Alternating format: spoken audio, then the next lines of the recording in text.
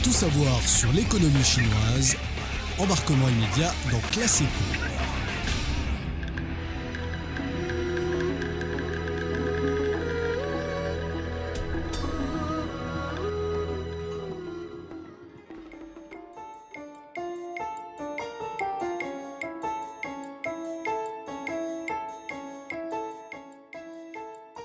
Bonjour à tous et bienvenue dans Classe Éco.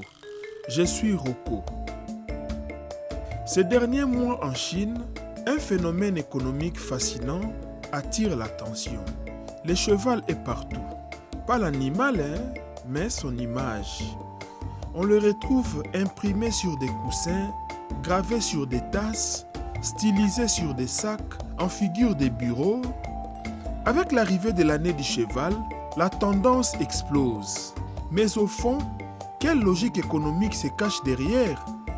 Dans cet épisode, on va décortiquer comment un simple symbole culturel peut devenir un véritable moteur de croissance. Le capital symbolique du sens qui rapporte. Tout part de là. En Chine, le cheval, ce n'est pas qu'un animal. Il est porteur de valeurs puissantes, presque magiques, qui résonnent dans la vie quotidienne et professionnelle. Pensez à des expressions comme « Mada au Chengon », attendez le succès qui arrive au galop, une promesse parfaite pour un cadeau d'entreprise ou une carte de vœux, ou alors « L'homme à Jichen » qui signifie l'énergie, la vitalité, des qualités qu'on veut tous afficher au travail. Et pour clôturer ces expressions, la dernière est Ima d'ancien, qui signifie prendre les devants, être pionnier, un esprit très start-up. Ces formules ne sont pas que des mots, ce sont des vecteurs de valeur économique. Prenez un exemple concret. Le cheval galopant sur une hirondelle, une relique archéologique du musée du Gansu. Eh bien, ce cheval en bronze s'est transformé en un produit dérivé qui s'est vendu à plus de 500 000 exemplaires en 6 mois. Autrement dit, un symbole reconnu par tous devient une marque forte qui génère des chiffres bien au-delà de son coût de production. Comment ça marche? La chaîne de valeur du cheval. Le modèle économique derrière, c'est une vraie mécanique bien huilée. Première étape, la conception. Des designers prennent un élément du patrimoine, par exemple un motif de cheval issu de briques Han, et le transforment en un design moderne épuré qui plaît à l'œil contemporain. L'investissement principal est donc créatif et intellectuel. Deuxième étape, la fabrication bien entendu.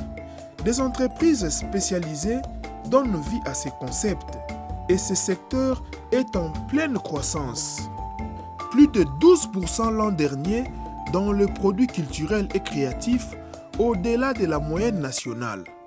Troisième étape et la dernière, c'est la distribution et l'expérience. Que ce soit en boutique musée, en pop-up store ou sur les plateformes en ligne comme Tmall, l'objet est mis en scène. On ne vend pas qu'un produit, on vend une histoire, un vœu, une identité. Alors, 3 moteurs expliquent pourquoi ça marche si fort. Il y a d'abord la montée en gamme des consommateurs chinois. Aujourd'hui, on ne cherche plus seulement l'utile, on veut du sens, de l'émotion, une identité. Acheter un cheval porte-bonheur, c'est s'offrir ou offrir un peu de cette énergie positive. Deuxièmement, il y a l'effet réseau du digital. Un produit comme le cheval du musée du Gansu devient viral sur Xiaohongshu ou WeChat en quelques jours. La visibilité se transforme en vente massive grâce à l'e-commerce ultra efficace. Et enfin, il y a les soutiens politiques. Le gouvernement chinois voit dans l'industrie culturelle et créative un secteur stratégique. Il y a des incitations, des parcs dédiés, des formations, etc. Ce n'est pas qu'une mode, c'est une politique. Au-delà de l'économie, il faut noter aussi les besoins d'émotion et d'identité. En fait, ce qui fait vraiment mouche, c'est que ces objets parlent au cœur. Acheter ou offrir un produit cheval, c'est partager un souhait, réussite, santé, prospérité. En tout cas, tout le meilleur vœu de Nouvel An. C'est un rituel social, presque affectif, ancré dans la culture chinoise.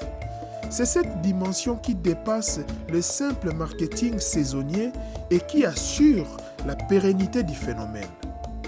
Au final, la tendance cheval n'est pas qu'un coup marketing lié au Nouvel An. C'est le signe d'une économie qui a compris comment recycler son patrimoine en avantage concurrentiel, en Chine et bientôt peut-être à l'international.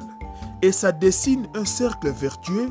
La culture alimente l'économie et les revenus générés permettent de préserver et réinventer ces mêmes patrimoines.